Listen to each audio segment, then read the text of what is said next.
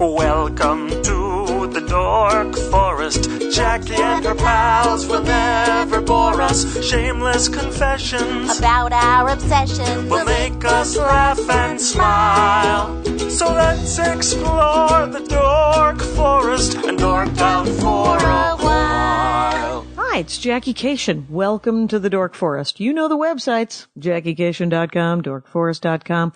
I am part of an umbrella podcast, a gathering of like-minded individuals, allthingscomedy.com. And I just remembered one that I didn't say last week. There's like 30 excellent podcasts over there, including Tom Papa's podcast. Papa, Come to Papa, it might be called. Some show of his was called Come to Papa, because his name's Tom Papa. And he's super funny. And I've been meaning to have him on the Dork Forest. It hasn't happened. Go over to All Things Comedy, listen to his podcast over there, allthingscomedy.com. At allthingsrecords.com, they have made it possible for you to buy my DVD special, 1 hour of me doing stand-up comedy called This Will Make an Excellent Horcrux for a $5 download fee. Knock yourselves out. If you want a hard copy, of course, you got to go to JackieCation.com, and you can get the CD of the same title or the DVD or any of my old CDs. This will make an excellent Horcrux. It's never going to be bread and circus people. The titles keep getting longer, is what I'm saying. Anyway, so you can get those at JackieCation.com. You can also get t-shirts, Dork Forest t-shirts. You can order a hoodie. I need people to actually order the green and brown Dork Forest t-shirts because some people have ordered hoodies for the fall, and I don't have enough to make an order at this time. So if you've always wanted one, now's the time. Otherwise, I'm just going to have to order them. Also on JackieCation.com, of course, there's the Amazon banner, which you have been using. And please continue to order things through Amazon by going to JackieCation.com and going through the Amazon banner, white above the trailer for my hour special, and then just making an order like normal, and I get a kickback, and it's great. You can also donate to the show. If you enjoy the show and you want to donate, please do. Go for it. There's a donation button at DorkForest.com or JackieCation.com. And I'm hoping really for $100 a year from everybody. But do whatever you want, or just order something, or just tell everybody you know about it. And I'm on Twitter, at Jackie Cation. I am on Facebook, /The Dork Forest. And there's also a Ranger of the Dork Forest group that you can ask to join, and me or Jane will let you join, as long as you don't post anything about shoes. Let's do the credits. Mike Rickberg composed and sang with his girlfriend Sarah. He composed it. They sang together the theme to the Dork Forest. Mike will sing again the Mexican hat dance at the end. Patrick Brady fixes the audio. He also puts together the teaser videos, which are these great things on YouTube, youtube.com/The Dork Forest. You can hear a clip of upcoming episodes or past episodes if you want to. If that's the thing, how you want to help the show, tell a boatload of people about, go for that. And Vilmos fixes my website. If you want him to fix your website, check the link. Oh, I am doing stand-up, of course. This week I'm going to be in Chicago at Various Zanies. I don't know why Various, but that's the way it's going to be. And then I'm going to go visit my dad in Milwaukee, and then I'm going to come back to Los Angeles, do a couple of shows. There's one at IO West, there's one at the Downtown Theater. So, you've all done vital work. Right now, it's going to be my sister Darla Cashian, talking about RBC Dane Rauscher and socially responsible investment plans, because she's a smarty magoo, and she can help you if you need someone to invest your bazillion dollars, because she's good at it. And then we're going to have a show. Thanks for listening. At RBC Wealth Management, social responsibility starts at the top. As a part of the Royal Bank of Canada, RBC has been recognized among the world's financial, social, and environmental corporate leaders. Our sense of responsibility extends to our reputation for putting clients' interests first. My personal commitment is to help you achieve your financial goals by also considering sustainable and responsible investing strategies. To learn more, visit www.darlacashian.com. RBC Wealth Management, a division of RBC Capital Markets, LLC. Member NYSE FINRA SIPC. Hey, it's Jackie Cation. I am in my living room with returning, but just by himself, Ben Acker. Welcome to the program. Thank you for having me. Thank you for having me back. I thought you were going to call me returning champion, and I got a little excited. Oh, Mike Schmidt would throw down. I don't know if you know, there's a wrestling episode that was more of a hostage situation earlier in the season. Sure. If I had seasons, I'm not. Fair. I seem to this will drop. It'll be the 8th anniversary of doing the show. Wow. Yeah. Happy anniversary. Yeah. Thank you very much. I don't do anything for it. A very nice man named Tom Kirshner would like me to do one of those after the Dork Forest things, Sure. where I do another 15 minutes of talking about it. Yeah. Yeah. And I said, I love you dearly. I don't know how to, but I kind of want to do it. Have Chris Hardwick do it. Right. He's got plenty of free time. Super free time, but he's the after show guy. He's the after show. Well, I really want to do is after Louis. I want to just sit for half an hour and rehash rehash an episode of Louis C.K. and talk about the life choices that are clearly being poorly made. Yes. And because I believe his sitcoms are all autobiographical. Sure. They're stand-up comedy in narrative form, but these are things that he's done and happened. Or close enough. Yeah, and has thought a great deal about if he hasn't done them, and you're like, you were right not to have done that. Or, that's how that would have acted the thought out. experiments. Yeah. Yeah. What if I had done this? Then my daughter would have gotten off the train. Boy, oh boy. Oh So boy. good. It's amazing. They're fascinating glimpses into his psyche, but it just makes you want to go, okay, I don't know how you get inner peace, and I swear to God, you'll still be hilarious, but you are seriously, it'll be okay, man. I almost told a story like just now about the Louis show. Yeah. Because I felt like a thing happened to a friend of mine about being on it, but it was somebody else's story about Joan Rivers. And her appearance on the Louis show. Oh, right, because she was on the show. It might have been Casey St. Onge. It might have been. Right. It might have been Julie Klausner who talked about. Right. She did the show, and then afterwards she was like, "Is Louis funny?" And the person was like, "Yeah." It's all so going to work that's out. not my story. I thought it happened to me. Oh, there you go. But I wasn't in it. No. It's sometimes you're dipped around so many people with so many great stories. You're like, it kind of happened to me. Yeah, I read it. I co-op my siblings' stories all the time. Sure, you gotta. Those are mine. Those are yours. Nobody's gonna. They're not. Nobody's gonna meet them. Right, and they're never going to use them. Their lives. Right. I think that's a David Sedaris line about one of his sisters had this, and it wasn't Amy. It was the one that's not a performer. Had this horrible thing happen, and he's like reaching for his notebook, and she goes, "If you ever," and he had just told the story, and he goes, and she goes, "If you ever tell this story, I'm never talking to you again." And he's like, and he's like, "I'm the worst brother ever," because I'm like. It's a funny story. You're not, what are you going to do with it? You're going to sit on it and own it and have it form your personality and experience. Right. You're going to have it as when I was in kindergarten, I took a spelling test. Okay. And the first word on the spelling test was A, like they wanted you to understand a person did a thing. And they want you to know that's also a word besides being a letter. And it did my head in a little bit because I'm like, it can't be as simple as it seems. So I wrote A in the margin in pencil and sat there and thought the whole spelling test. Like I went back to it like E, A, what? It can't be as simple as it seems. And so finally, like pencils down, papers in, I just erased A, wrote E, turned it in, and got called to the principal's office. Now, that's not true. That story didn't happen to me. It happened to my friend Ashley, who told me, and I was like, that is hilarious, and started telling it in the first person, and she got really angry at me, because she's like, what if I meet one of your friends and tell the story? And they're like, you're a liar. That happened to Ben. That happened to Ben. I said, I'm not going to It didn't introduce you to happen my to Ben. friends. Right, exactly. You were incarcerated from those people. Different lives. So you were on the program, you and Ben Blacker, which could not be. Why do you? No. We were on Louis. You were on Louis. We were on this program. And you were on this program, The Dork Forest. Were you guys on Louis? No. I was going to say, you were not on Louis. No, there you go. I thought you were telling a story that happened to somebody else right. that happened to me. The second person is a really undervalued person outside of Choose Your Own Adventure and Which Way books. How did it just got taken away from me? I want to talk about your dorkdoms. Okay. But we're going to do it, but I'm going to tell people about Thrilling Adventure Hour, which they should know about. I'm dork about it. It's well, if you aren't, I know people who are. One of my husband's best friends and a friend of mine, Brian Tatoski, Sure. is a Virtual giant. Bri, at Virtual Bri. At Virtual Bri on Twitter. You're, by the way, at BN Acker. And you and Ben Blacker, you guys did Thrilling Adventure Hour, and then it built. And now it's a beautiful thing where everyone's involved, and it's radio drama and comedy and radio, not drama.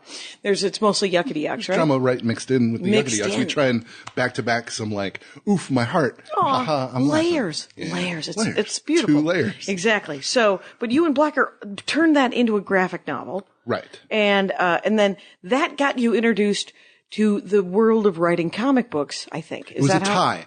Actually, we were planning the graphic novel. We did a Kickstarter and we raised the funds to make a graphic novel, which was like the plan. How much does it cost to raise a graphic novel?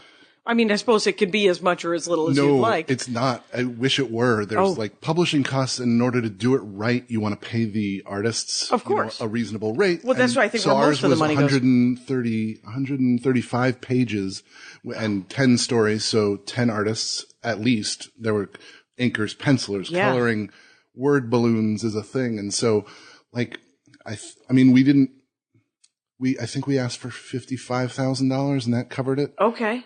Okay. So 55. I thought you were going to say $135,000, and I was like, "What just happened?"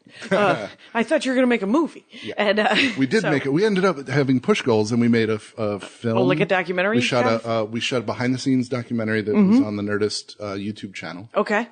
Excuse me. And we also made a one night a concert film. Oh, okay. That we're still working out some of the finer points of getting that to the people. Okay.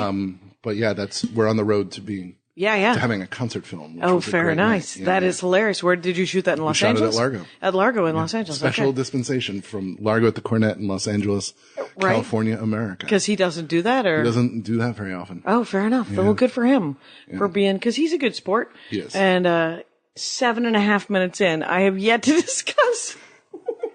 Hello. Hi, everybody. Hi, welcome to the program. Welcome to the program. And so Two N's and an E. Yes, and then what are we doing it wrong? Are we doing podcasting wrong? Yeah. Oh, that is the joy of podcasting. It cannot be done wrong. It's a beautiful thing. Thunderbolts. Flash Gordon Manual. Do we have a caller?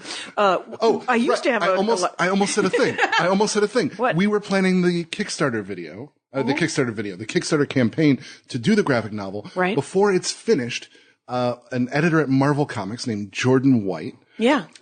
We saw we arrived on the internet one day when a gentleman made a YouTube video of a ukulele cover of one of the songs from our show. Okay. That gentleman, Jordan White, an editor at Marvel Comics. So he reached out to us and said, can you guys write not funny as well as funny? He's a big fan of thrilling. Right. We said, we wrote a season of Supernatural. We can write the least funny. Right. And so he hired us to write a Wolverine origin story. Right. A retelling of that. Called season 1 or series 0 or okay, something like that. Something like that. It was like a retelling of the Hulk 141, but expanded into a couple of issues. Okay. Put out as a graphic novel. So before we wrote our graphic novel, we started writing this Wolverine. Because he was a fan of Thrilling Adventure Hours and played the ukulele and made a YouTube video about it. The internet, it's a wonderful thing. It is if you do a thing, people will also do things, and you say, hey, I like your thing, and they say, hey, I like your thing. I like your thing, and let's do things together. Mm-hmm. And then so we wrote, this thing was like a 6-issue thing. We wrote individual issues. So we wrote the first 2 issues, and then we wrote a 135-page graphic novel of our own. Right. And then we wrote the last 4 issues. So we were able to see marked improvement in our abilities as comic writers from issue 2 to issue 3. Oh, I bet. It was neat. I bet. Yeah. You know, I've been reading the Brian Posehn Deadpool, and that Jerry Duggan, right? With Jerry Duggan, which is he's amazing. I'd love to have him on the show. Jerry or Brian or both? Both, but Brian and I have known each other for at least 10 years, and I keep asking him, and he goes, yeah, let's do it, and then we never schedule it. And then Jerry, I don't know, but we follow each other on Twitter. Such a nice guy. Super nice guy. Man, he's blown up in comics right now. Well, then I should Deadpool, get him before and now he's writing Batman. Was he writing and Batman? Hulk. He took over Hulk. Oh, geez. Yeah. He's doing some great stuff. All right, then. And he's a great guy. Okay. I recommend him as a guy. Everyone get out there. Be nice to him. Shake some hands with Jerry Duggan. He's a good ad.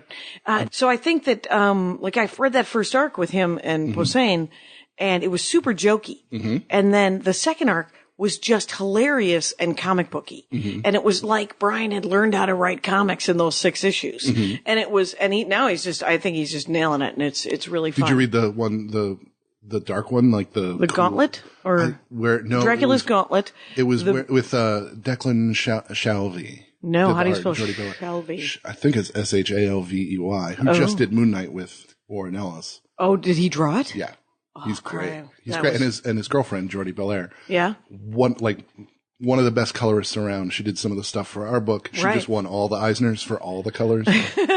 Wow. Yeah. That's neat. Yeah. She should come on and talk about, because I've never. They're in Ireland. You always say the land. You always say the land. How do you mean? Instead of England or Ireland. Yeah. You say the land. How am I pronouncing it? I don't know. When I say England, I'm pronouncing it England, right? You're pronouncing it England. England. I don't hear it. You don't hear it? I kind of hear it. We're Fun having game, fun, everyone. fun game. There you go. Please call in. Jackie at JackieCation.com. Skype it. So, and the Flash Gordon Annual, you and Blacker are writing a Flash Gordon Annual. So here's the thing you got to understand. Right. Flash Gordon just, they relaunched it a year ago. King's Watch was the first series of comics that was all the King Feature Syndicate, your Mandrake, your Phantom, your Flash. Right. Over at Dynamite. Jeff Parker, a great comics writer. Yeah, Jeff Parker. Did he do Razzle, or was that, is he Hero? He's done so many Hero things. Bear. No, he did. Neither one of those. I could be wrong, but Okay. he did, I know he did Thunderbolt. He does things before we do them. He did Thunderbolts. Yeah. He did, he works a lot. And Right. You've read but him, I've definitely read him because it's. Absolutely. And I read that Flash Gordon, the Dynamite Flash Gordon. So it's so good. Doc Shaner is doing the art and it's beautiful. And he did work for us in our graphic novel. And he did our Deadpool annual. Yeah. We love working with Doc Shaner enough that if he's doing a Flash Gordon, I'm picking it up. Yeah. And it was the best. Like it was just a great issue of comics, and it continues to be. It's a great series. They're just doing everything right about Flash Gordon that was kind of never done before because it's been bogged down in camp and in the 30s racism and stuff. Right. But like now it's just a great adventure story. Just normal adventure story. Ming makes sense. That's the thing they did, is they figured out a way to make Ming a logical. The Merciless? Yeah, a sci-fi Hitler. Like he uses wormholes to invade planets and then strip them for parts.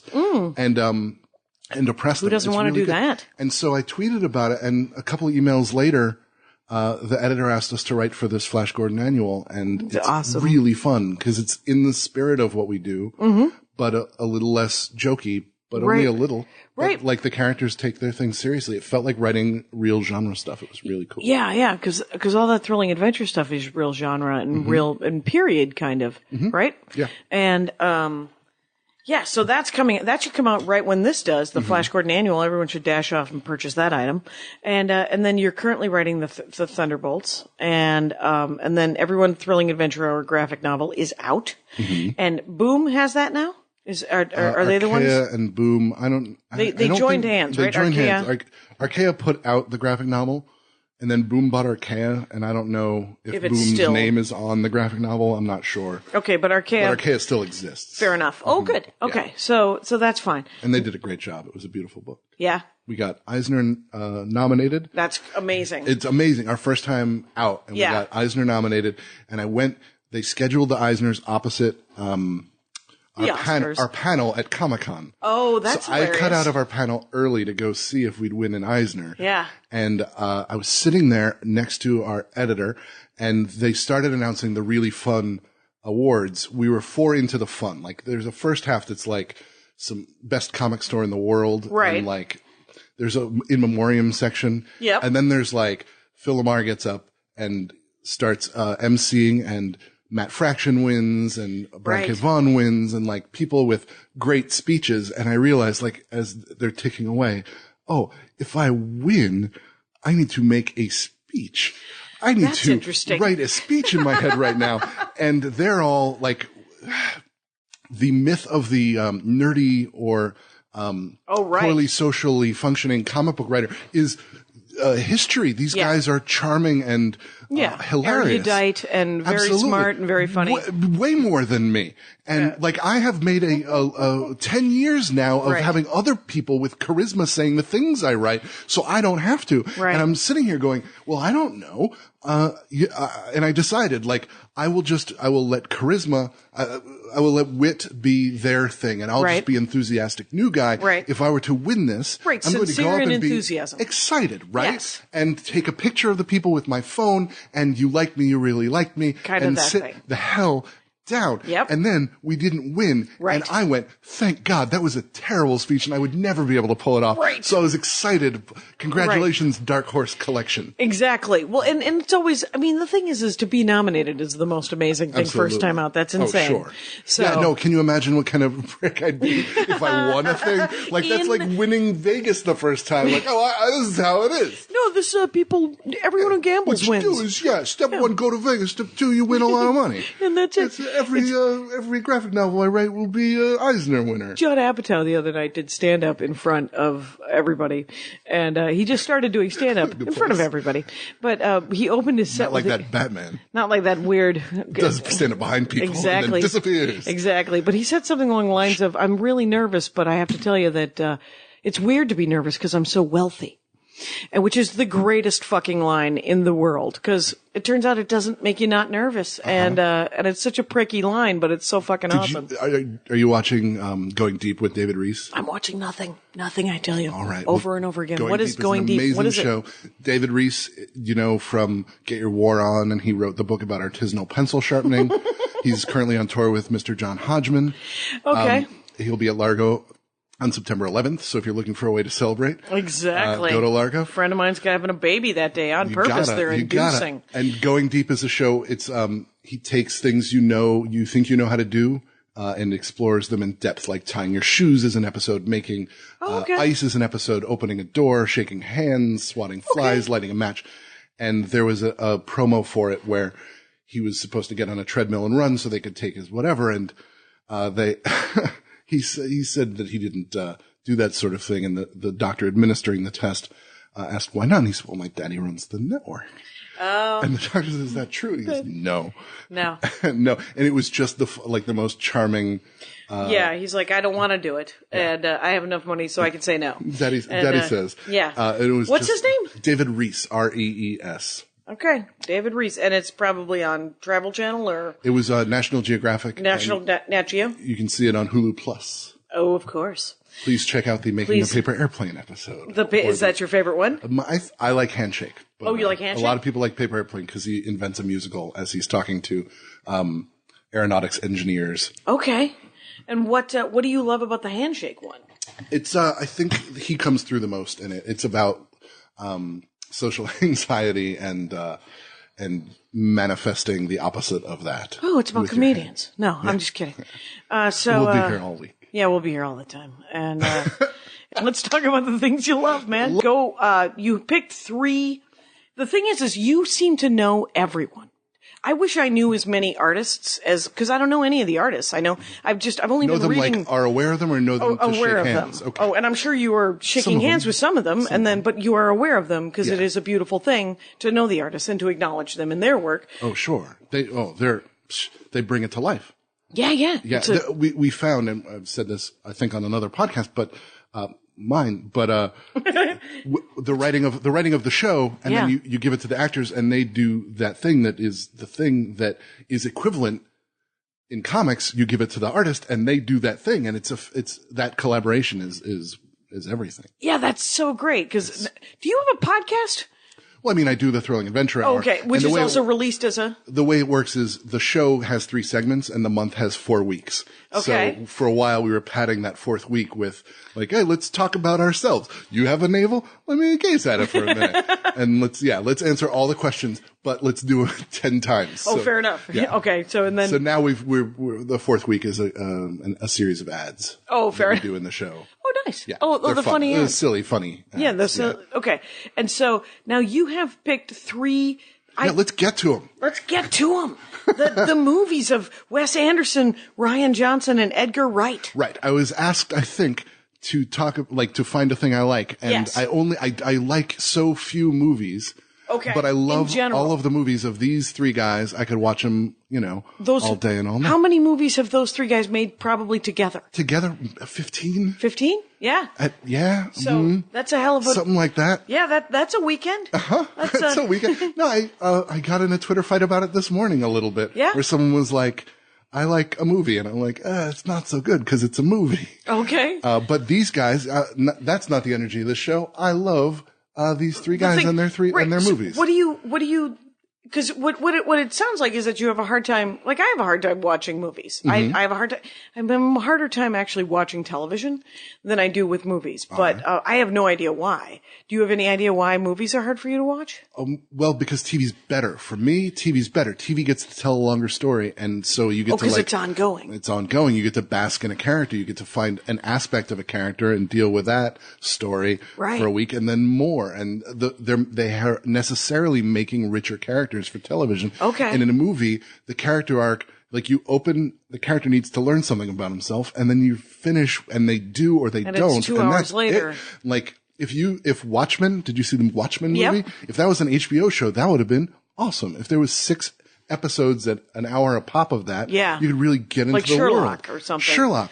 I mean, yeah, you can't do a Western after Deadwood. Right. They did it all. Right, you right. know? They did an Like amazing- you're going to do a worse version. Right, right. Than right. Deadwood. Yeah, Deadwood was amazing. It was, but it was, yeah, I think it's not that I don't enjoy all media. Like I can sit there, I can watch a test pattern if the colors change often enough, quite honestly. But Well, they have a really good one. Have you seen exactly, if they're have you done seen that well. one test- Exactly. So, but the Wes Anderson movies, Yes. I love that he seems, now I was just talking about this with a friend of mine, Kate Flannery, was on the show like 2 episodes ago, I think, or last episode, God knows.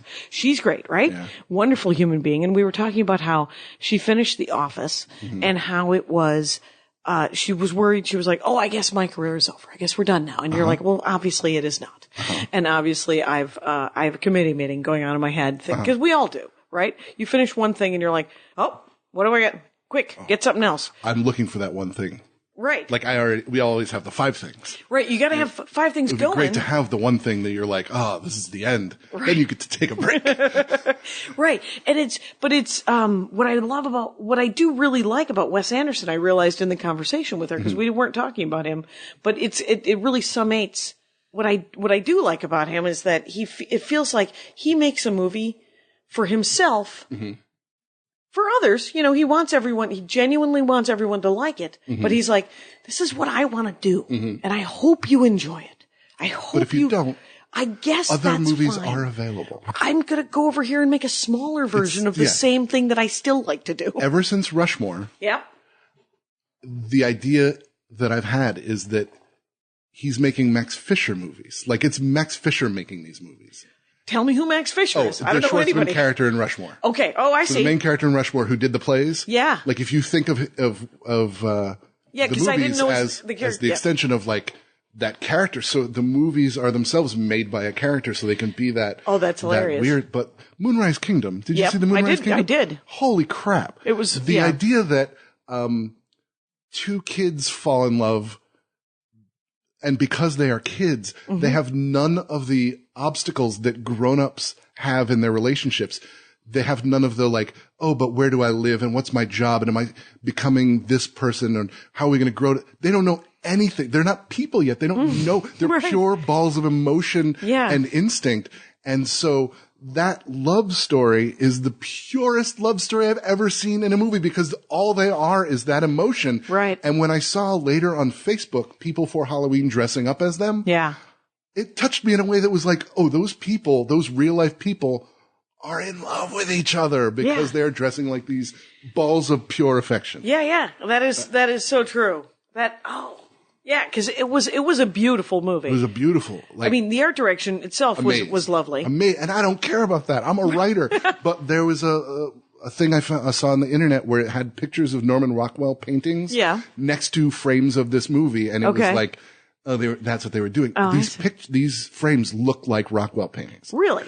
Gorgeous. That's awesome. And who cares the stories? Right. But he cares. He cares Right. the He most. cares. He cares the most. Yeah. Yeah, because it does. I mean, it is the writing that is fascinating to me. Like the Fantastic Mr. Fox was great. The most Wes Anderson-y Anderson movie. It felt the most Wes Anderson because and for me, that was where I first realized he had that sort of laid back feel to it, where he's like, just me and some friends got together and made a stop action motion picture over a weekend. You're like, no, you didn't. No, you didn't at all. You know why it is the most Wes Anderson-y? Right. Is because he was sending to England, Yeah. how it's pronounced? Yeah. Where they were doing the stop motion.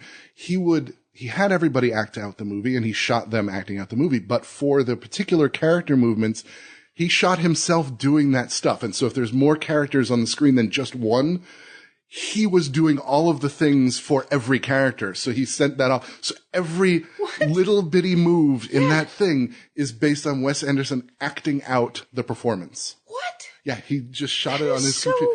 That's crazy. It's crazy. It's very so thorough. Amazing. Yeah. It's Howard Hughesy, but applied to creating art. right. Where he's just like, we're going to be that's so thorough. Yeah.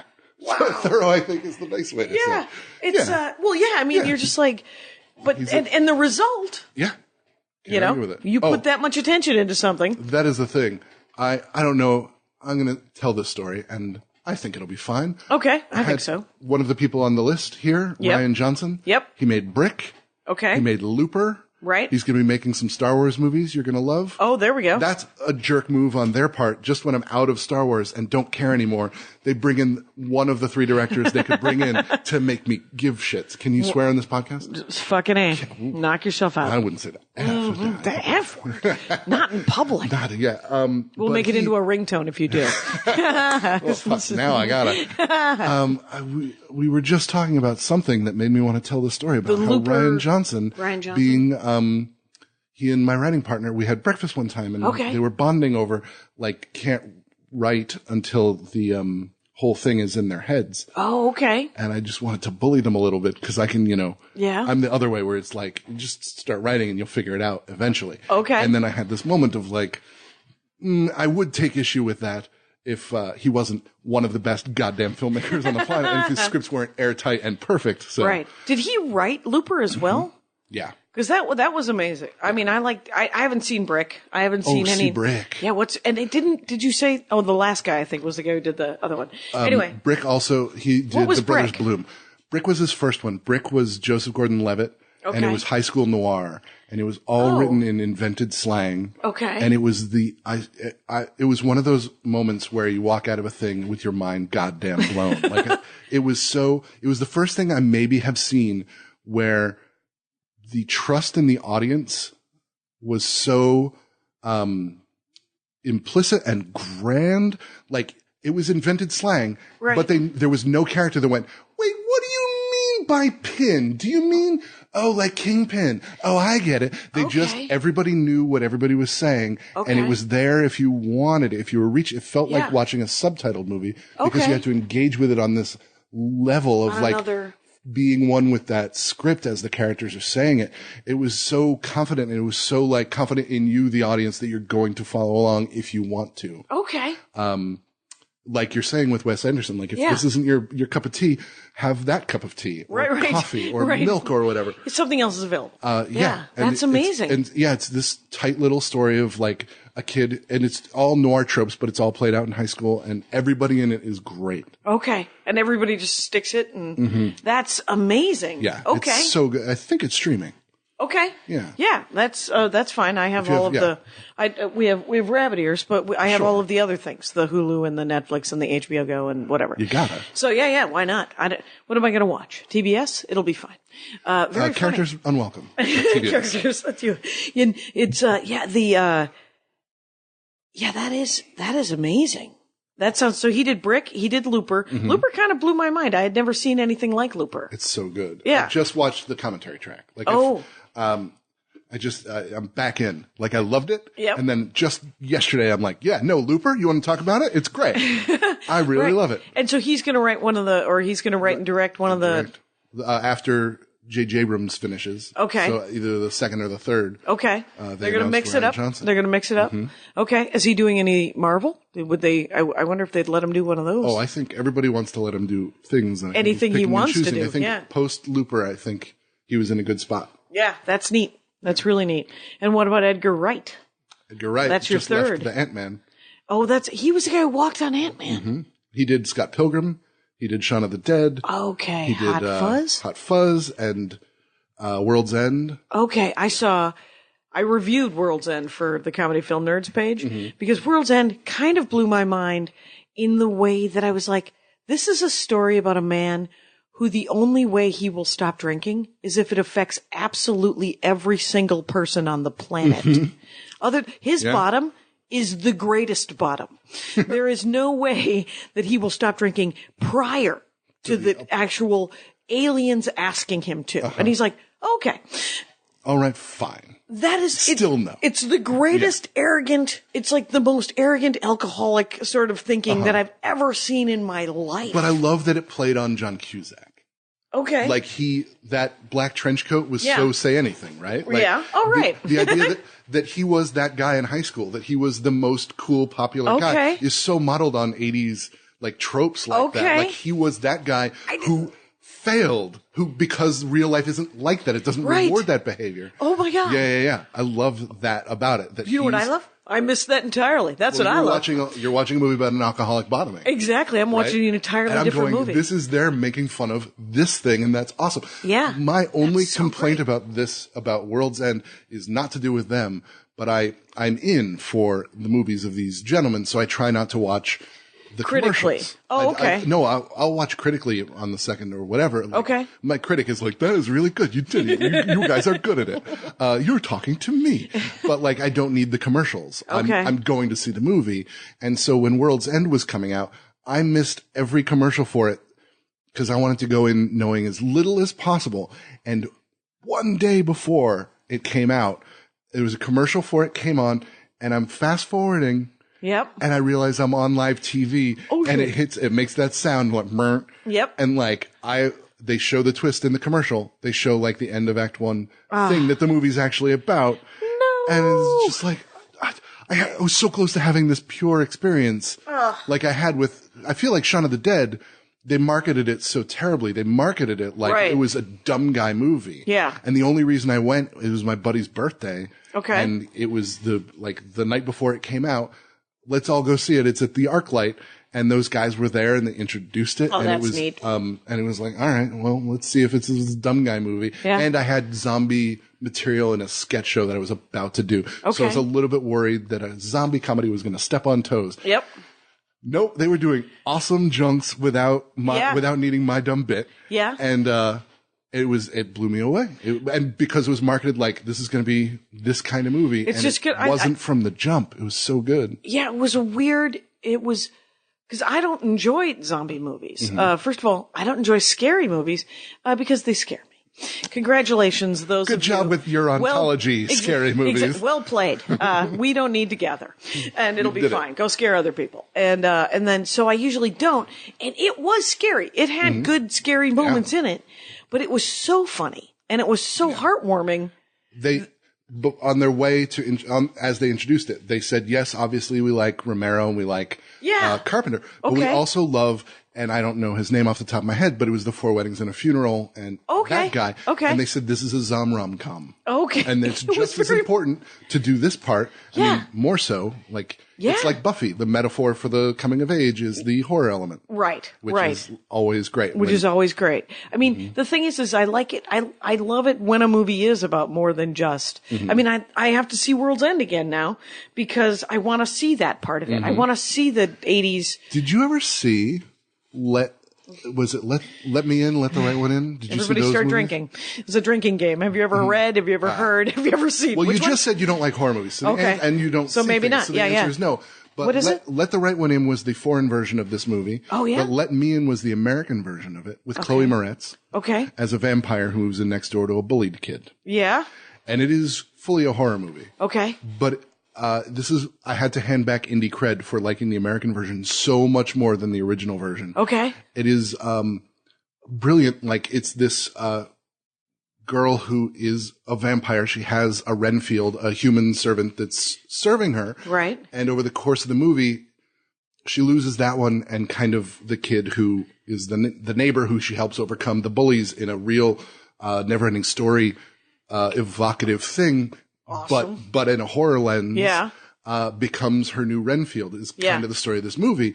And the thing that was the American version really hit the bullying hard at a time where that was a real issue. It was the It Gets Better campaign was about to start. It was the eve of that because we needed it because of that. So to make it about bullying so strongly, it felt. And it just resonated. It resonated. That sounds neat. But what it did, no. But it's got gory moments and it's got scary moments, and you might not like it because it is a horror movie, right? But it was for me an essay on the pop song because it was about how the first love you ever have will mess you up forever. Like, to be in thrall of this girl ruins lives, literally ruins lives. And like, I've never seen that in a movie before where it was like, no, pop songs are wrong. First love is the worst. And it's true the more you think about it. Like, If you think about that high fidelity thing of like your relationships are defined by your first one. Yeah. And you're ill-equipped for your first one. It's going to wreck you. And that's what this is about. That's so funny because you can rewrite that, but it takes conscious awareness that that's how you have been written. You gotta, the grooves are already in the cycle and break it. I'm gonna need a new piece of vinyl. I can't save her, it turns out. No, you can't. But what I like about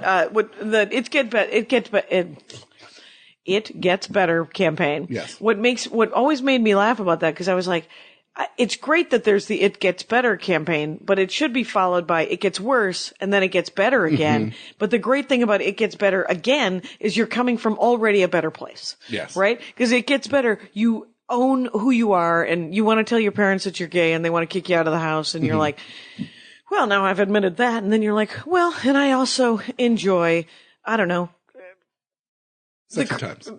sexy times or anything, you're just like, I also enjoy science fiction and nobody wants to hear that, but it's a less huge reveal.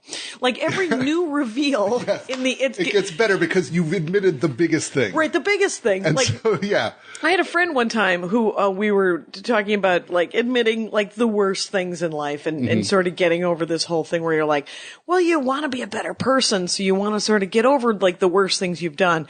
And she just looked at me. She said, have you ever had sex with a dog, Jackie? And I said, no, I have not. And she's like, then you win. You're fine. And I was like, wow. Whoa. And she goes, seriously, you tell 4 people you've had sex with a dog and you're never going to do it again. It does, all you think is it's funny. And you're like, I'm never going to do it again. I mean, this is a huge, hi Rangers, how's it going out there? Anyway, but I mean, it's like, it's one of these things where you're like, it doesn't hurt anymore. It doesn't, you're like, oh, so the weird, horrible thing I did do on the steps of that golf club. I mean, whatever you've done, right? Yes. It's just, you admit the worst, or you admit the second worst. Or if you're Louis, you make a TV show about it. You make a TV show about it, and it takes the thorn out of it, and you can just go forward and go, well, it really doesn't matter if I happen to also enjoy reading an occasional romance novel, because what are you going to do? Hit me? Yeah, comparatively? Comparatively, we all win. Yeah. This romance novel, not as drastic as having sex with a dog. Exactly. That's on their jacket. Right. Oh my God. Point. Jake Weissman, very funny young comic here in Los Angeles, did a joke last night.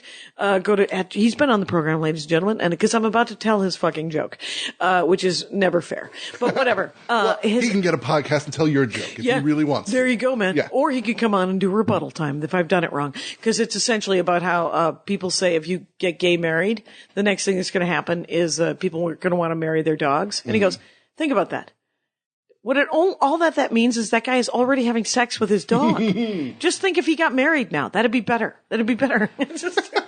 He's like, it just means he won't be sleeping with 30 dogs. He'll just be the one. It's a committed. You can register for a nice dog bed. Right, put a collar on it. And I believe then you better put a collar on it. Yes, I believe that was his tag. Oh, we did it. Yay! We found it, but we thought it was us. We did. I didn't. But, because I had heard it last night. He was such a funny guy. He's a super funny guy. So Edgar Wright. I need to see, so that's Hot Fuzz, which I also enjoyed. Well, yes. No, that's, but that's World's End. That's World's End. Yeah. Fix me, Wes Ryan. Wes Ryan Johnson. Wes Ryan, Wes Ryan, the weatherman. Who's getting punchy? Wes Ryan was, didn't Harrison Ford play him in the Patriot games? I think he did. I think, you know what happened? Is, the heat went back on. It's, I'm getting all. Also, you want me to vamp? Vamp! Listen, the heat just went back on. So what's happening is Jackie's going and she's got a little robot on her wall and she's tickling a button on it. Turning it down to 70. She's turning it down to 70. Because we're two people that don't want the heat to be back on you people. No, I'm already schwitzing. I'm schwitzing like a person who schwitzes. Yeah, a Jewish person. Like a Jewish person. I could have been Jewish. My father sleeps around. But here's the thing. It's a matriarchy. So here's the, I'm hey, a sucker for off the cuff. Yay, I made him laugh. You were making them all the time. Good times. Okay, Great oldies. We'll be right back. The classics. Let's go there. Let's have a little more coffee. And, girl. So here's the thing: is I want to see all of these movies now. I want to watch them through the lens of what you're saying because I think that they're super true to themselves. The right? second Rian Johnson movie is called The Brothers Bloom. Okay. It's got Adrian Brody.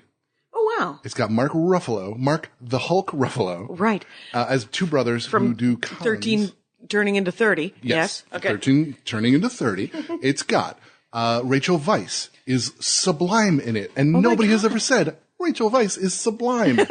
Holy crap. She is. And it is a con movie that will make you realize exactly how many twists and turns con movies are supposed to have. Oh my God. Because if you watch Matchstick Men, there's one too few turns in that movie. And you're annoyed. Yeah. It ended and you're like, yeah, so the character knew that the whole time and da-da-da. No, it just ends. It is great. I mean, all he does is make great movies. All right. And it is one of them. So that's Rian Johnson. Yeah. And it's Bloom? Brothers Bloom. Bloom. Bloom. Bloom, like Bloom County. Like Bloom and Onions. Bloom County. Like Bloom County. Loved it. Weird, old-timey reference, but is it, the though? best. It's the best. It's timeless. It's like Doonesbury, but about the culture. Exactly. Yeah. Yeah. It's, I might as well say Calvin and Hobbes out loud. I can do it.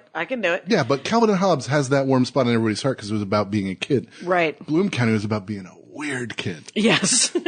Right. I will say this though. I'm always sad at Bloom whenever I reread Calvin and Hobbes and and his mom poor Calvin's mom just put upon. And so I'm Tom Papa has my favorite joke about that's what I'm going to do. I'm going to tell other people's material. Welcome to the Dork Forest, ladies and gentlemen. Probably the hardest time in anyone's life. Ooh, is that your favorite emo joke? It was the first one on the album. Oh, okay. Right? What? How does it go? Is when you have to murder a loved one because they're the devil. Other than that, though, it's been a good day. My favorite one, cannot do the voice, is Me neither. that was pretty good. Thank you. It's Emo's been on the show, and my favorite joke of his is I'm going out with a Cuban woman. She's teaching me Cuban, which is a lot like Spanish, but has fewer words for luxury items. Awesome. The greatest joke of the frickin' world. And so, yeah, I like. I could expel you, said the principal to Emo. You'd have to catch and eat me first, you weirdo. He's the best writer. He's so great. Okay, so we've covered Wes, we've covered Ryan. Have we covered Edgar? What did we do? Shaun of the Dead, Hot Fuzz. We did World's End. That's it. Yeah. But what did I have like the most? I feel like I have the most obvious. What obvious. was the one about the inner city kids? Who was that's that? Attack the Block. That's Attack the Block. Joe Cornish. Oh, that's Joe Cornish? Joe Cornish, who wrote the Ant-Man movie with Edgar Wright. Oh, I see. And he wrote and produced Attack the Block. Edgar Wright also produced it. He helped produce it. Okay, there we go. And it is great. I heard about it, and it's just this inner city, super funny, super. It's it feels like it's like it starts with these kids in the inner city mugging a lady, right. And it feels like you're watching a message picture about that, and then it just gets interrupted by a sci-fi film. It is so good. Yeah, I definitely need to see that because I forgot the name of it, and because I had heard about it, and it was just like, no, they're just normal little dirtbags who are trying to live their lives as 14, 15-year-olds. Totally authentic, though, dirtbags. The director, Joe, went around to schools and interviewed people and talked to kids and talked to kids. So when the kids that he got to be in the movie saw the dialogue, they flipped out because it was like it felt like how they talk. Right. And it's oh, that's hilarious. It's great. And I'm a big dork for Joe Cornish and Adam Buxton, who did a podcast called Adam and Joe. They did. That's right. A BBC 6 radio show called Adam and Joe. Okay. And that's neat. So that's another podcast that people can listen to. Oh my, yeah! It is now. It is done now because Joe is here and he's making movies. Right. He's going to do. I can't remember what his. There's got to be archives, but it's something. Right? Oh yes. There are archives you can find on the internet. And Adam and Joe. Adam and Joe. BBC 6 charming. It was BBC 6. And Blacker and I, when we first found out about it, just listened to them. Like, we wanted to take meetings all over town so we could drive around and listen to this podcast and, like, in meetings be adamant. Like, that's how you be charming. Listen to them. They care about other people and they care about themselves. one of the brilliant things, I could go on about let's do it. One of the brilliant things That's what I like to find out, minute 46. Let's go. That's how long is it supposed to be? It's an hour. So you're good. All go. Right. They have a series of features on this thing, and the podcast is the cut-up version of the BBC Six radio show with bumpers put in between so they can talk about what they talked about. Okay. And they can cherry-pick just the funny moments, but they have recurring features, and they do jingles for them, and the jingles are hilarious, and they're all from GarageBand, like all licks from GarageBand. Oh, weird. But they do one that's called Text the Nation. Okay. Where they ask England a question, and then they field the replies on texts and emails. So they've eliminated the problem with American radio, which is callers calling in, because then you have a wild card of who the caller is. Yeah. On Adam and Joe, they pick and choose the good responses, and they just read them, and they are charming. Right. So all the material works. And then they do, the first one I ever heard was, it was called Pathetic Domestic Arguments. Okay. And they said, you live with someone, you love them. Right. They're your partner or your wife or your husband or your whatever your arrangement is, maybe just a roommate, maybe just a friend. You love them. What's the thing they do that doesn't affect the love? Right. But drives you up the wall. Yeah. And so it was a series of then just, kills me. I have been married for 40 years to the love of my life. He gives to charities. He makes my heart glow. But he cannot close a bag of crisps. And it's just it's a simple formula of, I am very British, and I am very happy, and I will say something nice, and then I will yell! And I'm being driven mad. That's about the simplest, but they cannot close the drawer! Right. They never put the thing with the thing, and they don't roll up the... Yeah, Andy does not enjoy rolling up the. He waters the hose. The hose, right? So we have a hose, and he waters it. Do I water? He's a wonderful person. Oh, he's a wonderful person. He does more for your heart than anyone ever has. He lights me up. But if you would learn how to roll up a hose, it would be more tidy. It would just be tidier. And then the neighbors do it. They got a nice hose on the front yard that's nice and rolled. That's a demonstration right there of how to do it. How it would. You got it within your eyeballs. Exactly. Other news. It's great. I love them dearly. Do you want me to tell more Adam and Joe or no? Please. They do a Song Wars where they will choose a topic, and every week they will come in with songs written and performed about the topic. Really? And then the audience will vote on which one they prefer, and it is very fake competitive. Oh, that is awesome. They both did theme tunes for Quantum of Solace when that was coming out, and you can find them on the internet about what is a quantum of solace. What does that mean? How is that a thing? Right. That's awesome. Oh, they had one week where the Text the Nation feature was tell us about a thing that you created when you were a kid. Like, what video game did you invent with your cardboard on a TV screen? And people sent in their stories, and one of them, Stephen, sent in this description of a comic book that he wrote wherein Stephen, was the main character. Yes. And he talked about this cover that he drew, which is a Stephen in the middle of it, and someone off panel in a word balloon going, "Help, help!" And Stephen's response was, "Just coming." And he was pride. He was talking about this thing that he had written the superhero title, Stephen. He'd gotten to this step in Stephen. It's Stephen with a PH. Step, and his mother called him for dinner. So he went to have dinner, and when he came back, his older brother had written "in poo" on this cover. So it was Step in Poo, ruining it. But what happened was, Adam and Joe fans, they riffed. Adam and Joe riffed about how nonchalant Stephen was in response to the emergency. Help, help, just coming. Yeah. So the Adam and Joe fans would identify themselves in public, like at a concert. They would yell, "Stephen!" And then other ones would yell, "Just coming." And they would be like, "You know it." And they confused the hell out of the Fleet Foxes. What's a Fleet Fox? It's a band that was touring England at the time, and they kept hearing people doing the call and response of Stephen just coming. Oh, my God. Throughout England. So, finally they were like, "What is the deal with Stephen? How is he at every show? Yeah. Why is he just coming?" Yeah. And they had to tell the fans, please stop confusing the Fleet Foxes. Oh, that's hilarious. It's so funny. Oh, the power of weird radio podcasting kind of situations and fans. Oh, that's fine. And, it's fascinating to me just because you're like, why not? People cosplay as our characters when we go to conventions. What? A Thrilling Adventure Hour? Uh-huh. Okay. That's awesome. Here's a little story. And we have Paul F. Tompkins one time filled in for Mark Evan Jackson. Mark Evan Jackson plays Sparks Nevada Marshall on Mars. Right. We knew we didn't have Mark Evan Jackson, so we wrote an episode featuring a Jupiter spy, which is a shapeshifter who takes the place of a character and does not an impression of it.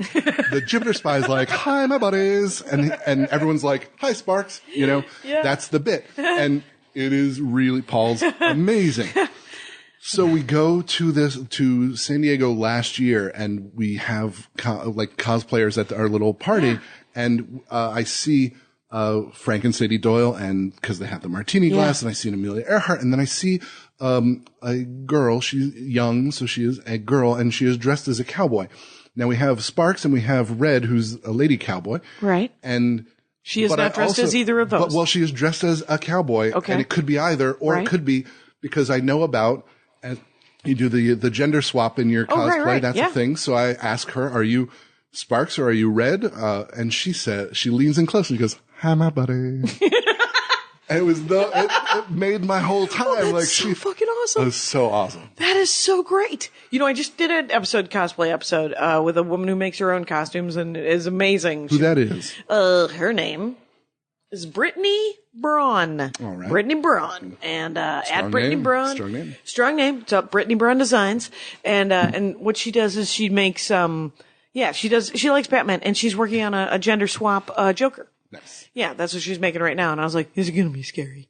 And she's like, it is going to be scary because it's the Joker. And I was like, I'll be over here. And but I like it and she nailed it. She did like a poison. She did like a sexy poison ivy. She did a sexy, Batgirl. Sexy penguin. And a sexy penguin. No, she didn't do a sexy. I bet she'd like to. And then she just did a steampunk lady. And those are the three kind of pictures of me. And I put them up. And some guy on the internet was like, I hate that everything's all sexy. And I said, well, aren't you an arrogant fuck? Yeah. Who cares? It's none of your business. Yeah. Listen to me. I am important enough to tell you that I do not. I don't approve. But I do like it when they're drawn sexy in the comics because they are, my friend. You do or he does? No, he must. I mean, he must just be like, they're drawn sexy in the comics. Why can't the lady be? And she was a nice looking. It sounds like, Guy, you shouldn't dress as sexy Batman. Yeah, you shouldn't dress as sexy Batman. And if she does, and you don't like it, other websites are available, which is a thing I got from Adam and Joe. Exactly. Is that with Adam and Joe? Whenever they would accidentally buzz market a product, of course, other computers are available. Like they didn't want to be seen, and I don't know if it's BBC stuff or if they just didn't want to be seen as promoting one thing or another. Yeah. But it was always other podcasts are available. And I always thought that's the best way to look at anything. If you don't like something, you don't need to say it. Turns out there's a lot of content out there. Yeah. Knock yourselves out, folks. Yeah. That's so great. I kind of, I don't listen to a lot of podcasts because I don't do any. What am I doing? You're probably gardening? There's a hose involved? Am I outdoors? I am probably not. Outdoorsy. But I do read a lot of comics books. All right. Yeah. It's how Asperger's am I? How not that bad. That's my favorite Saturday Night Live sketch. What? How Asperger's am I? Is it a real one? No. Okay, I want that to be one so badly. Absolutely. What we're going to do is we're going to set up the line graph, and you're just going to stand where you think you belong. Oh, my God. That is awesome because there's other people there. Right. Freaking you out. It's parallel play. It's the Asperger's game, and where you just play next to each other like Asperger's people do. I was really proud of an exchange I wrote in a script once where someone told another character, like, I'm sorry about your Asperger's, and the other character was like, I don't have Asperger's. And the first guy was like, oh. It was just like a real jacked up thing to say. One of a very funny young comic named Hampton Yount. My mom died a couple of years ago, and I come back from the funeral. I go up to a bunch of comics. He's standing there, and I say, "Hey, one of them I know pretty well." And he goes, "How's it going?" I was like, my mom just died. I was at the funeral." And he goes, "Oh, was she at that Batman movie in Aurora?" Wow. 4 days after both events. Wow. I couldn't stop laughing. Wow. I was like, hey, Captain Asperger's, you're not good at this at all. And so he's a genuinely funny guy, though. He just did Conan, and it was so good because all of his stand-up, I don't know why I'm talking about my thing, but all of his stand-up. It was good. It was like my stand-up. It was like stand-up. It was really good. It was really good. It was an excellent, no, but thank you. But what his stand-up was so good that made me fascinated was because it was so, he wasn't really the hero of each of these. It was a little bro-y, but it was also so feminist. He was talking about how when you go on an internet date, men and women, I'm setting it up wrong, but men and women are very different when they go on an internet date. A man usually thinks, well, I hope she looks like her picture and I hope she isn't 50 pounds heavier than her picture. Which no one in the audience was psyched for him saying out loud, though 3 guys were like, and so, and then the second half of that joke is, and women are just like, well, I hope he doesn't kill me. And it's such a fascinating premise because you're like, it acknowledges the very different worlds. You heard the Louis bit about that. Which one? The most dangerous thing out there for women is men. Oh yeah, I have heard what that an act bit. of bravery it is to date at all. Right, Yeah. I have heard that bit. That is a fascinating. Yeah. That was great. It was and the speech he wrote for the fat waitress for that episode of the fat. I read for that, and it was an amazing. Like I was like, dude, you are scrabbling around inside people's brain boxes, and it is a beautiful thing. He's such an amazing. I don't think there's anyone more empathetic at his level. When his daughter on the show, played violin with the woman he liked, right, yeah, and it was just 2 people doing that. Like it transcended. Sitcom. There was no sitcom going on. When he did the USO episodes, yeah, I tweeted. Are you familiar with Kids in the Hall? Yeah. Do you remember Premise Beach? Oh, weird. Which was like surf rock, Premise Beach, Premise, a guy running for mayor has meat for a hand. And it cuts to like, hi, I'm running for mayor. And he goes to shake your hand and he's just got a cut of steak, raw steak. And Premise! And they did a couple of those. Oh, right. And I tweeted that Louis makes every other show on TV look like this. Yeah. And linked to Premise Beach. Yeah. Like, you're trying too hard and you're not trying hard enough. Right. Both. How is it possible? And yet it is. Yeah. Because he is genuinely, I was just in a car with the driver in Portland, I think, last week. He was like, do you know this guy, Louis C.K.? Have you ever heard of this guy? And I was like, yeah. And he goes, I don't get him. You know, I'm a Joe Rogan guy. And I was like, well, you have to choose. Well, you do. You don't have to choose. And that is so funny. And I was like, well, you get to be a Joe Rogan guy. But it's so subjective. I can't make you pick. Let me plead Louis' case for you. How long have we got? How long is this ride? You're driving me to the club. It's 12 minutes. What do you like about Joe Rogan? I will tell you 4 Louis things that do that thing. That are kind of comparable. Maybe if you got there. Sure. Anything? Can I maybe put you through Paul F. Tompkins? Like you like Joe Rogan. Oh. Here's what Paul does, and now let me loop it back around to Louis, just to sell you on it. Right, they're sort of like describing smells. God, it's like root beer minus gasoline, the smell of chocolate. You are blind. Allow me to tell you what yellow looks like. It's so you know green, right? Take out the blue. It's easy. It's so. Yeah, because I can't. That's why I never tell any. Stand up. There's such a weird thing to try to talk to people about because you love them. You want them to, and you're like, I swear to God, you would laugh your head off if you went and saw Louis C.K. And he's like, well, like you, what kind of stand up do you do? And I was like, the fourth kind. Yeah, the fourth. Like 4B, stand up wise. Right. If you take a chart on the x-axis, there's this, and on the y, there's this. Sure. Oh yeah. What Chevrolets. You know how that car is? Yeah. It's like comedy, but shorter. Yeah. Less rich history than the Chevrolet. I had that yesterday. I did a bunch of writing, and there's no way to at the end of a bunch of writing, tell someone, this is what I did today. Yeah. Some writing. Like there's no relatable thing. Right. There's no, it's not like, at least music, you can say, well, it's ska, it's guitar rock, it's hip hop, it's dance, it's got a fat beat and the kids like it. Right. Whatever. Dick Clark died to it. But yeah, so with writing, because the stuff that you write, silly nonsense. Let's just talk about, let's just dork out about you for a second, because all that stuff is beautiful. That Thrilling Adventure Hour, it always makes me happy.